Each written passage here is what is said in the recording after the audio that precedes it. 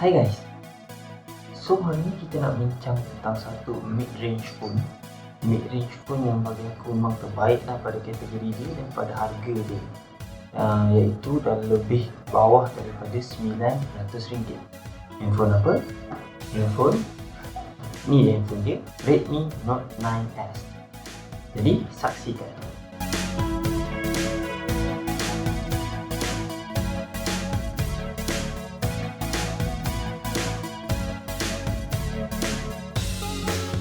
Kembali lagi dengan saya Adam daripada Askatek, tagline review gadget untuk rakyat marhain. Kalau korang rasa berminat dengan gadget rakyat marhain, korang boleh consider untuk subscribe channel ni untuk membantu aku untuk buat video lebih banyak. Ok guys, tak buang masa, jom kita tengok Redmi Note 9S ataupun Note 9S. Ok guys, so aku ada kat sini Redmi Note 9S. So phone ni dah digunakan sebenarnya. So aku just nak tunjuk kat korang apa yang korang dapat bila korang beli phone ni lah daripada kotak. So jom kita buka kotak sama-sama. So first sekali bila korang buka kotak, korang akan dapat ni dia punya paperwork. So paperwork dia ni dalam dia actually ada dengan dia punya casing sekali. So bila kita buka, korang akan dapat casing rubber casing yang macam ni lah. So korang dapat free casing yang kalau korang nak beli casing awal, korang dah ada free casing untuk korang pakai untuk protection. And then itu yang pertama korang dapat. And then korang akan dapat macam biasa kat sini phone dia. So phone yang ni yang ada dekat tangan aku ni adalah versi 6GB. Okay, ni phone dia. Dan dekat dalam kotak juga korang akan dapat charger adapter sebanyak 22.5W dan wire USB Type-C. So itu saja yang korang dapat. Kalau korang beli, inilah barang yang korang dapat. Ok, kita letak tepi semua dulu. So sekarang ni kita nak cerita pasal phone je. Tepi dulu semua barang. Redmi Note 9S ataupun 9S. Kenapa aku pilih phone ni untuk aku tengok? Nombor satu adalah kerana phone ni bagi aku adalah phone budget dan boleh digunakan untuk gaming yang sangat-sangat bagus.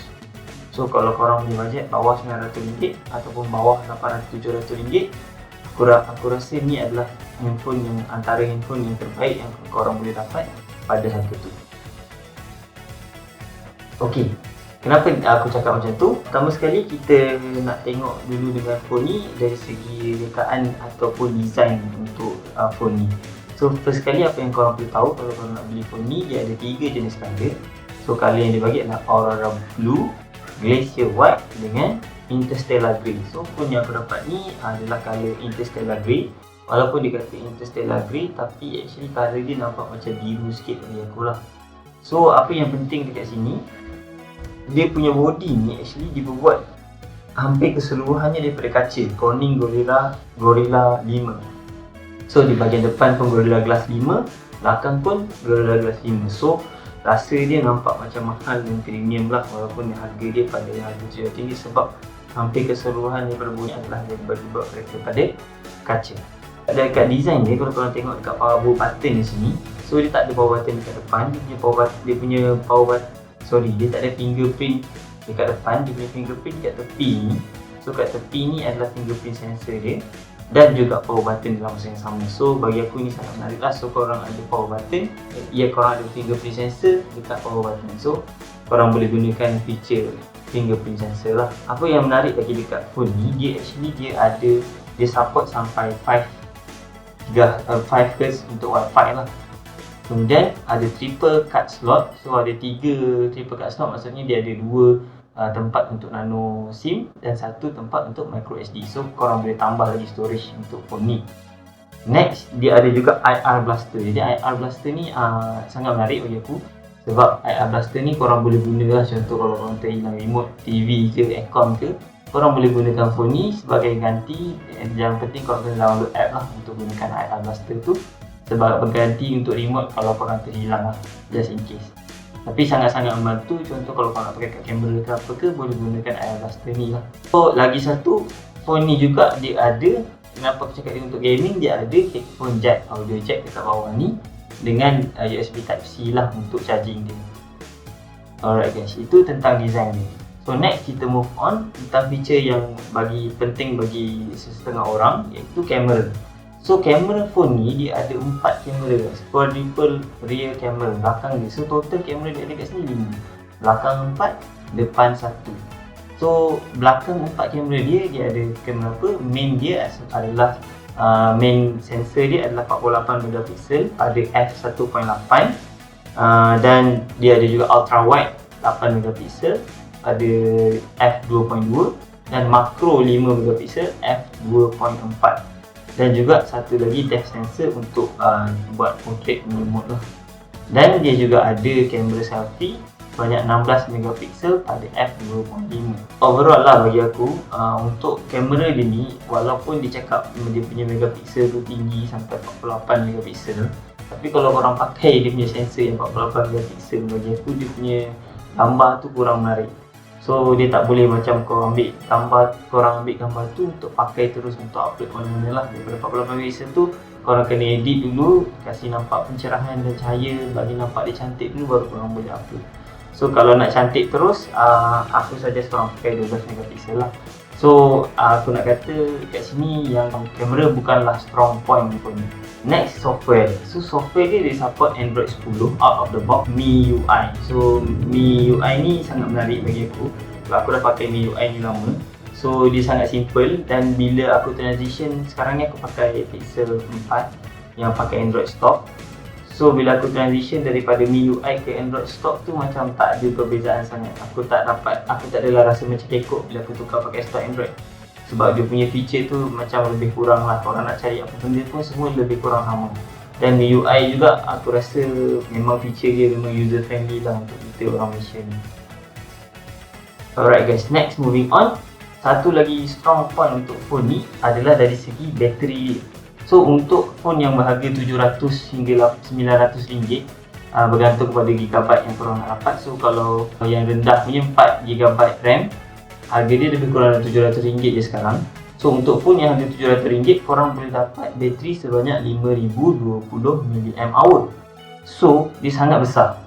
So dalam kotak ni yang korang dapat charger ni, actually charger yang dia bagi ni adalah charger sebanyak 22 watt charger dia yang dibagi adapter ni.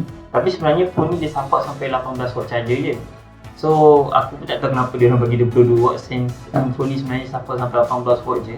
Tapi jangan risau, walaupun 22 watt charging, 22.5 watt charger, korang punya phone ataupun bateri takkan rosak lah kalau korang charge dengan ni, sebab dia memang modulate ataupun dia control dia punya elektrik yang masuk ke dalam phone ni supaya takkan rosakkan phone ni.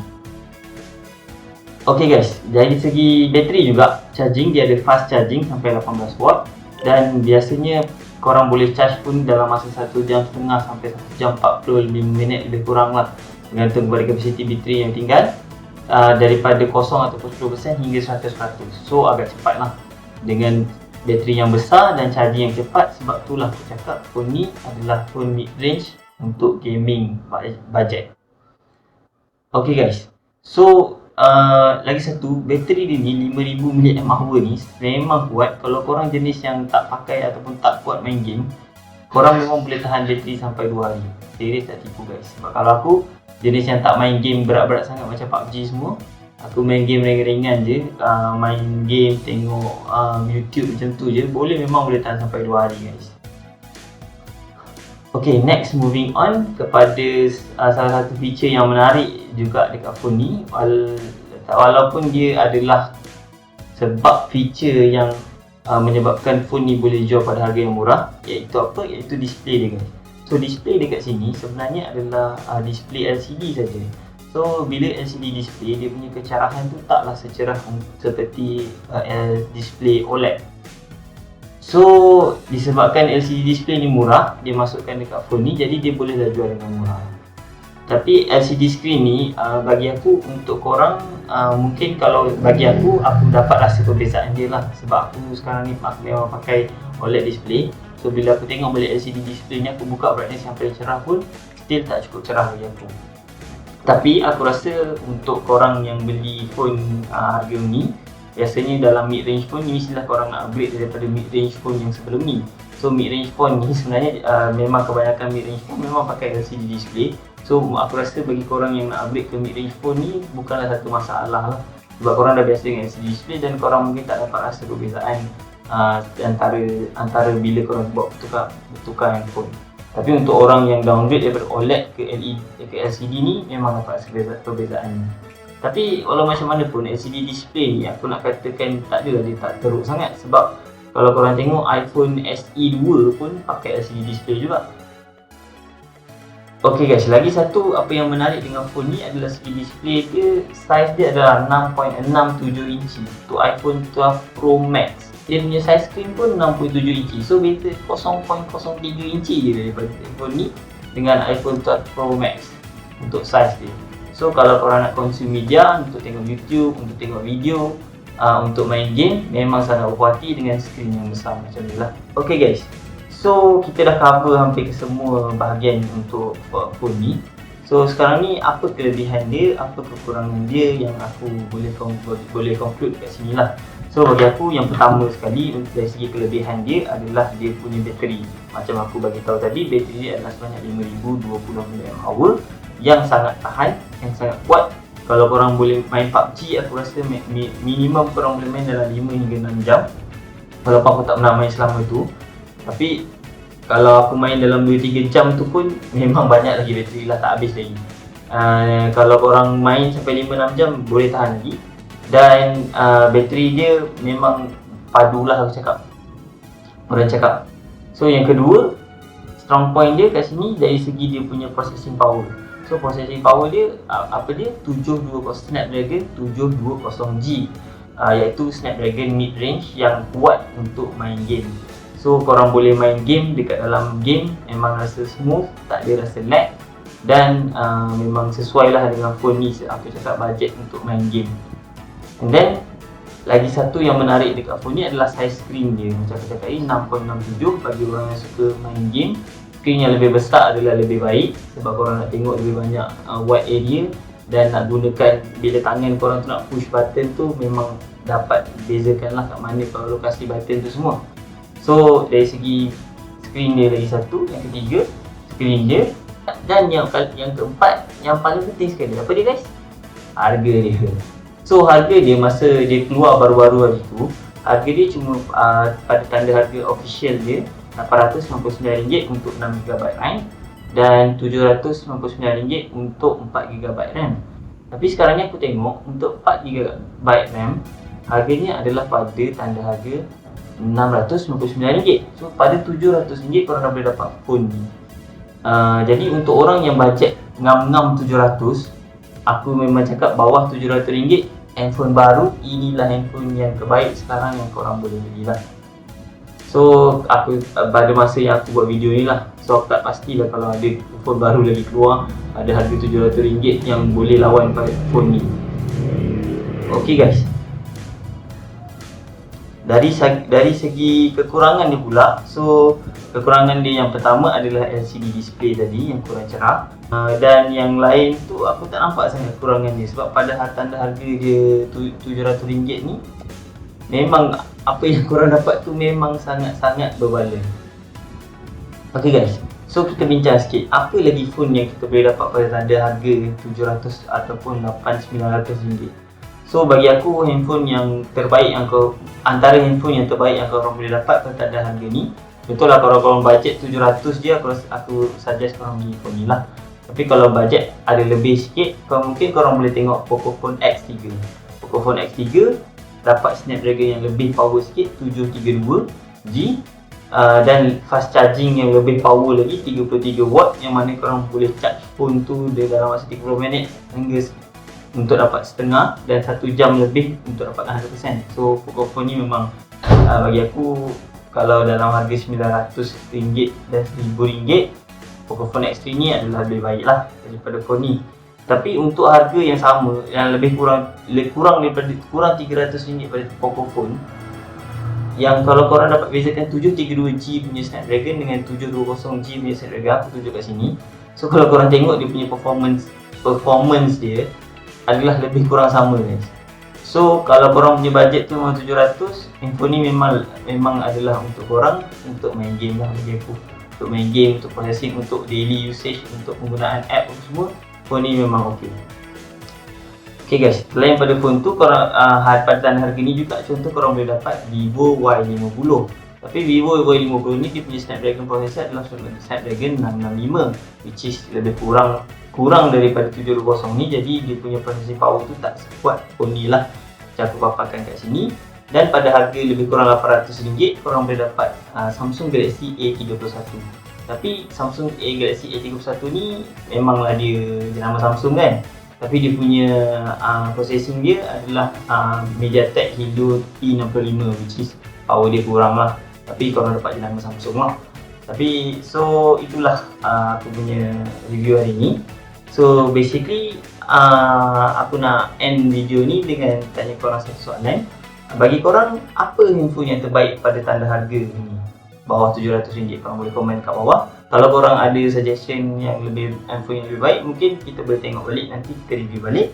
Dan kalau ada apa-apa komen atau kekurangan atau kelebihan, aku minta maaf. Korang boleh tinggalkan komen kat bawah untuk memperbaiki diri ini. Okay guys, sekian saja. Terima kasih kerana menonton. Dan boleh consider subscribe channel aku untuk bagi aku semangat untuk buat video yang lebih baik. Okay guys, sekian. Assalamualaikum dan salam sejahtera.